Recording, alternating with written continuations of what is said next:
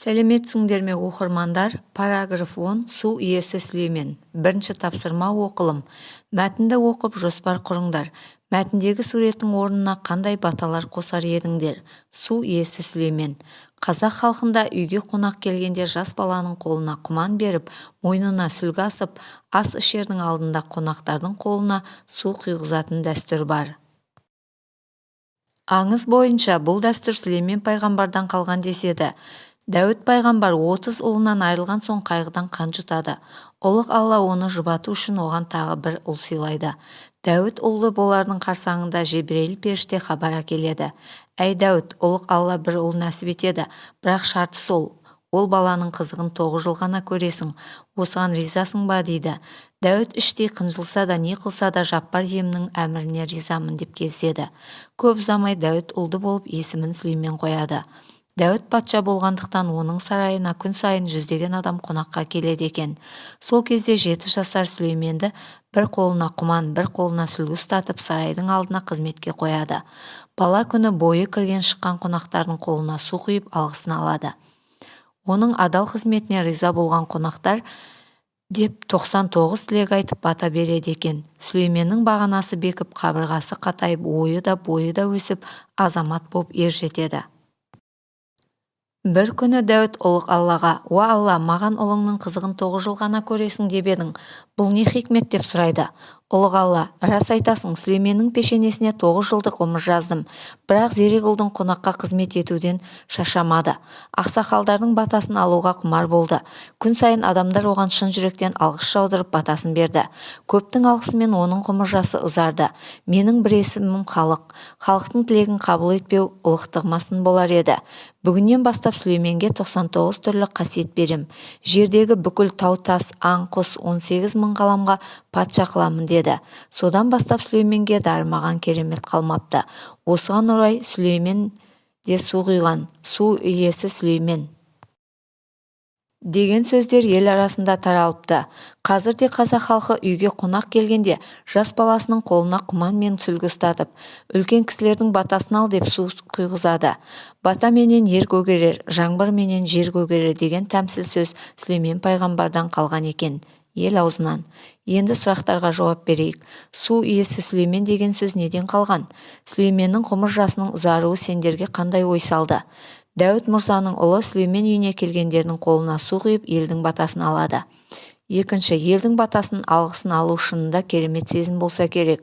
Әрбір адам елге қызмет етіп, үлкендердің батасын алу керек деп ойлаймын.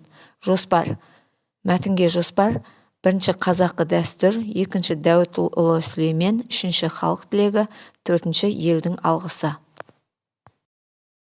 Екінші тапсырма. Мәтіннен есімдіктерді табыңдар, қызметін анықтаңдар.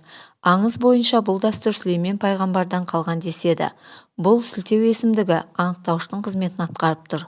Жердегі бүкіл тау, тас, аң, құс 18 мың ғаламға патша қыламын.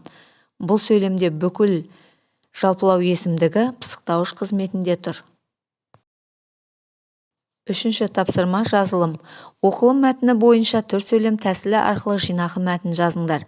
Бірінші, пікір. Мәтін бойынша өзіндік пікірлеріңді бір сөйлеммен жазыңдар. Екінші, дәлел. Өз пікірлеріңді бір сөйлеммен дәлелдеңдер. Үшінші, мысал. Пікірлеріңді өмірмен байланыстырып мысал келтіріңдер. Төртінші, қорытынды. Тақырып бойынша қорытынды шығарыңдар. Пікір. Елге қызмет етіп, үлкеннің батасын алу парыз саналады. Дәлел. Елдің алғысын алған Сүлейменге ұлық Алла ұзақ ғұмыр берді. Мысал, егер кімде-кім біреулерге жақсылық жасаса, олар оған батасын беріп, ол адамның өмір жолы ашық болады. Қорытынды. Қарғыс алма, алғыс ал. Төртінші тапсырма. Су туралы мақал-мәтелдерді жинақтап, оларға түсініктеме беріңдер. Бірінші, су ағасы бұлақ, яғни су бұлақтан бастау алады деген мағынада айтылған.